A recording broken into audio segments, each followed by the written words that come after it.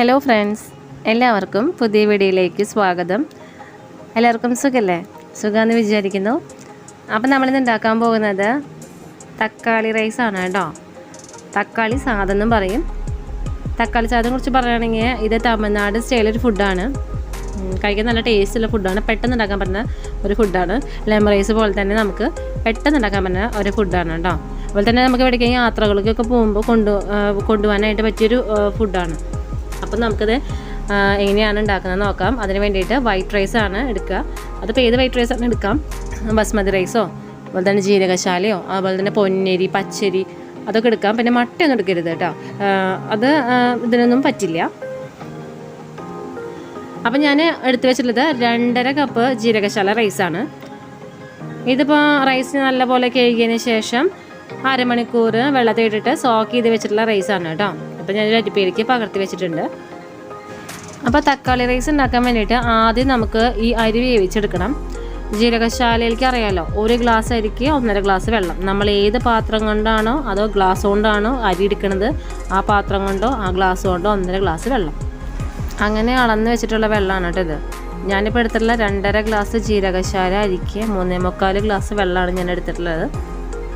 ഈ വെള്ളത്തിലേക്ക് ആവശ്യത്തിന് ഉപ്പിട്ട് കൊടുക്കുക. എപ്പോഴും ഉപ്പിട്ട് കൊടുക്കുമ്പോൾ ഉപ്പിൻ്റെ അളവ് ഒന്ന് മുന്നിട്ട് നിൽക്കണം. റൈസിലേക്ക് കറക്റ്റ് ഉപ്പിൻ്റെ അളവ് കറക്റ്റ് ആവാൻ വേണ്ടിയിട്ടാണ് ഇങ്ങനെ ചെയ്യുന്നത്.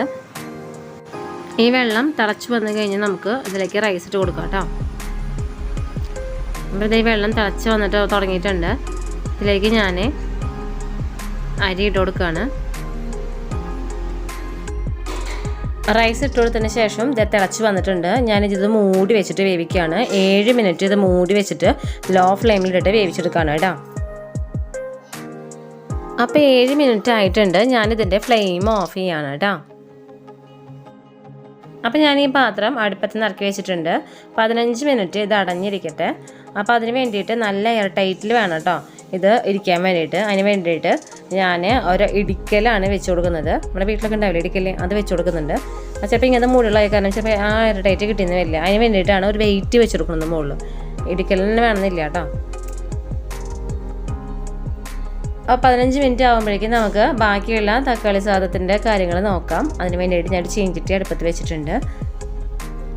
ചീഞ്ചട്ടി ചൂടായി വന്നു കഴിഞ്ഞാൽ നമുക്കിതിലേക്ക് കുറച്ച് എണ്ണ ഒഴിച്ച് കൊടുക്കാം. നല്ലെണ്ണ ഒഴിച്ച് കൊടുക്കാം കേട്ടോ. തക്കാളി സാദം അതുപോലെ തന്നെ മുന്നേ ഉണ്ടാക്കിയിട്ടുണ്ടാകുന്നില്ലേ ലെമൺ റൈസിൻ്റെ വീഡിയോ, അതിലൊക്കെ നമ്മൾ എപ്പോഴും എണ്ണ ഒഴിച്ച് കൊടുക്കുമ്പോഴാണ് ഇതിൻ്റെ എല്ലാം പെർഫെക്റ്റ് ടേസ്റ്റ് കിട്ടുക കേട്ടോ. അപ്പോൾ ഞാൻ ഇതിലേക്ക് എണ്ണ ഒഴിച്ച് കൊടുത്തിട്ടുണ്ട്. ഈ എണ്ണ ചൂടായി വന്നു കഴിഞ്ഞാൽ നമുക്ക് ഇതിലേക്ക് കടുക് ഇട്ട് കൊടുക്കാം കേട്ടോ. അപ്പോൾ എണ്ണ ചൂടായി വന്നിട്ടുണ്ട്. ഇതിലേക്ക് കുറച്ച് കടുക് ഇട്ട് കൊടുക്കാം. കടുക് പൊട്ടി കഴിഞ്ഞ് വന്നാൽ നമുക്ക് വറ്റൽമുളക് ഇട്ട് കൊടുക്കണം കേട്ടോ.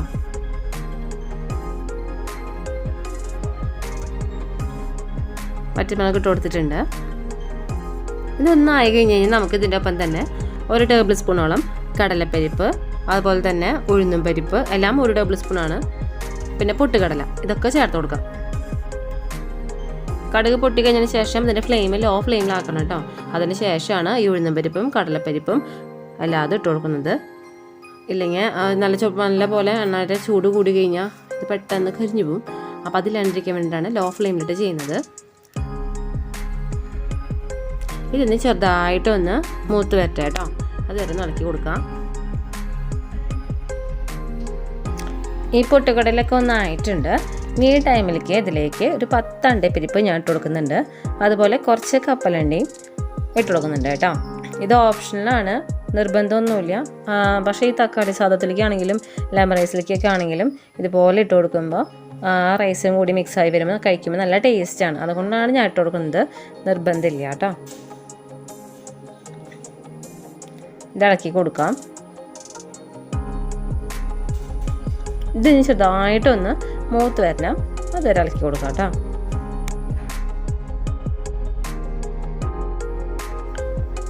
അപ്പോൾ ഇത് മൂത്ത് വന്നിട്ടുണ്ട്. ഇതിലേക്ക് 1 ഉണ്ട വെളുത്തുള്ളി ചെറുതാക്കി അരിഞ്ഞിട്ടുള്ളത്, അതുപോലെ തന്നെ ചെറിയൊരു കഷ്ണം ഇഞ്ചിയും അതും പൊടിയായി അരിഞ്ഞത്, 1 പച്ചമുളക് ഇതൊക്കെ ഇതിലേക്ക് ഇട്ട് കൊടുക്കാം കേട്ടോ.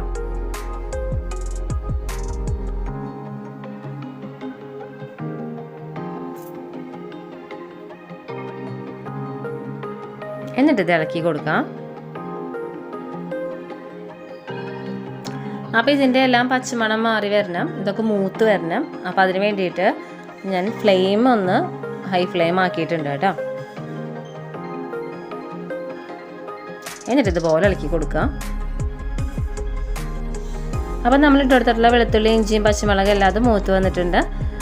ഇതിലേക്ക് ഇനി 2 മീഡിയം സൈസ് സവാള ചെറുതാക്കി അരിഞ്ഞ് വെച്ചെടുത്തുള്ളത് ഇട്ട് കൊടുക്കാം കേട്ടോ. സവാള ഇട്ട് കൊടുത്തതിന് ശേഷം വീണ്ടും ഇളക്കി കൊടുക്കാം. സവാള ഒന്ന് വാടി വറ്റുക, അത് വരെ ഇളക്കി കൊടുക്കാം കേട്ടോ.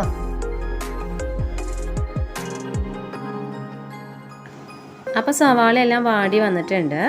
ഇതിലേക്ക് 1/2 ടീസ്പൂൺ മഞ്ഞൾപ്പൊടി ഇട്ട് കൊടുക്കാം കേട്ടോ. എന്നിട്ട് ഇത് ഇളക്കി കൊടുക്കാം. പിന്നെ ഇതിലേക്ക് 1 ടീസ്പൂൺ എരിവുള്ള മുളക് പൊടിയാണ് ഞാൻ ഇട്ട് കൊടുക്കുന്നത്. നിങ്ങൾക്കിനി തീരെ എരിവ് വേണ്ട, ജസ്റ്റ് കളർ മാത്രം മതി എന്നുണ്ടെങ്കിൽ കാശ്മീരി മുളക് പൊടി ഇട്ട് കൊടുത്താൽ മതി കേട്ടോ.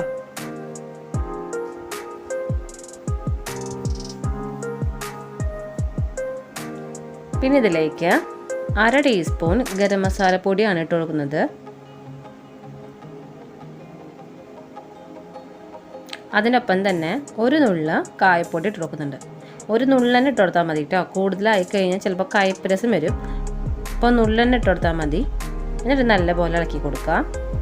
ഇതിനൊപ്പം തന്നെ 1 നുള്ള ഉലുവപ്പൊടി കൂടി ഇട്ട് കൊടുക്കുന്നുണ്ട്. എന്നിട്ട് നല്ലപോലെ ഇളക്കി കൊടുക്കുക. അപ്പോൾ പൊടികളെല്ലാം മൂത്ത് വന്നിട്ടുണ്ട്. ഇനി ഇതിലേക്ക് തക്കാളി ചേർത്ത് കൊടുക്കാം. 4 മീഡിയം സൈസ് വലിപ്പമുള്ള തക്കാളി ഞാൻ ചോപ്പറിലിട്ടിട്ട് ചോപ്പ് ചെയ്താണ് കേട്ടോ. ആ തക്കാളി ഞാൻ ഇട്ട് കൊടുത്തിട്ടുണ്ട്. തക്കാളി ഇട്ട് കൊടുത്തതിന് ശേഷം നല്ല പോലെ ഇളക്കി കൊടുക്കുക. ഈ തക്കാളി നല്ല പോലെ വെന്ത് വരണം കേട്ടോ.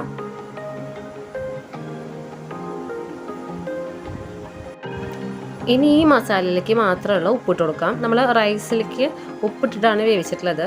അതുകൊണ്ട് മസാലയിലേക്കുള്ള ഉപ്പ് മാത്രം ഇട്ട് കൊടുത്താൽ മതി കേട്ടോ. എന്നിട്ട് നല്ല പോലെ ഇളക്കി കൊടുക്കുക.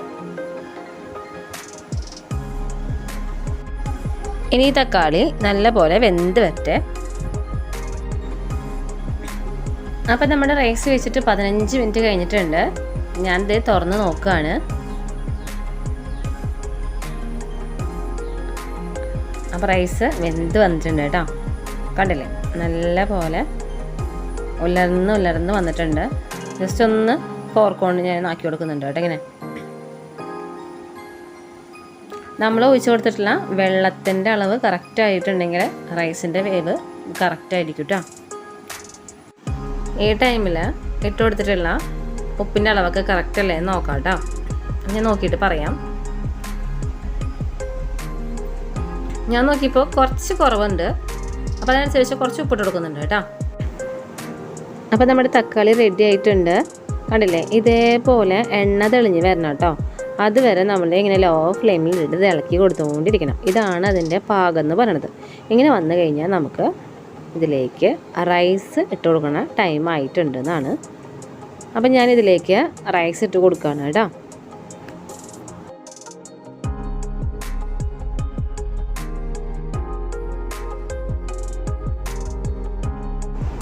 അപ്പോൾ റൈസ് എല്ലാതും ഇതിലേക്ക് ഇട്ട് കൊടുത്തിട്ടുണ്ട്. ഇനി ഇതൊന്ന് ഇളക്കി കൊടുക്കാം. അപ്പോൾ റൈസ് മിക്സ് ചെയ്ത് കൊടുത്തിട്ടുണ്ട് കേട്ടോ. ഇനി ഇതിലേക്ക് നമുക്ക് കുറച്ച് മല്ലിയില പൊടിയായി അരിഞ്ഞിട്ടുള്ളത് ഇട്ട് കൊടുക്കാം.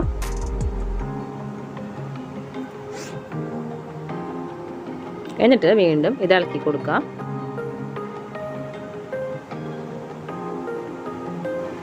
നിങ്ങൾക്ക് നെയ്യ് ഇഷ്ടമാണെങ്കിൽ 1 ടീസ്പൂൺ നെയ്യ് ഇതിൻ്റെ മുകളിൽ ഒഴിച്ച് കൊടുക്കാം കേട്ടോ. ഈ ടൈമിൽ ഫൈനൽ സ്റ്റെപ്പായിട്ട് നമ്മൾ അതാണ് ചെയ്യുക. ഞങ്ങൾക്ക് തീരെ നെയ്യ് ഇഷ്ടമില്ലാത്ത കാരണം ഞാൻ ഒഴിച്ച് കൊടുക്കണില്ല. നിങ്ങൾ നെയ്യ് ഇഷ്ടപ്പെടുന്നവരാണെങ്കിൽ അത് ഒഴിച്ച് കൊടുത്തോളൂ കേട്ടോ. അപ്പം നമ്മുടെ ടൊമാറ്റോ റൈസ് റെഡി ആയിട്ടുണ്ട്. ഞാനിതിൻ്റെ ഫ്ലെയിം ഓഫ് ചെയ്യാണ് കേട്ടോ. ഇനി ഇതൊരു പ്ലേറ്റിലേക്ക് പകർത്തിയതിന് ശേഷം കാണിച്ചു തരാം.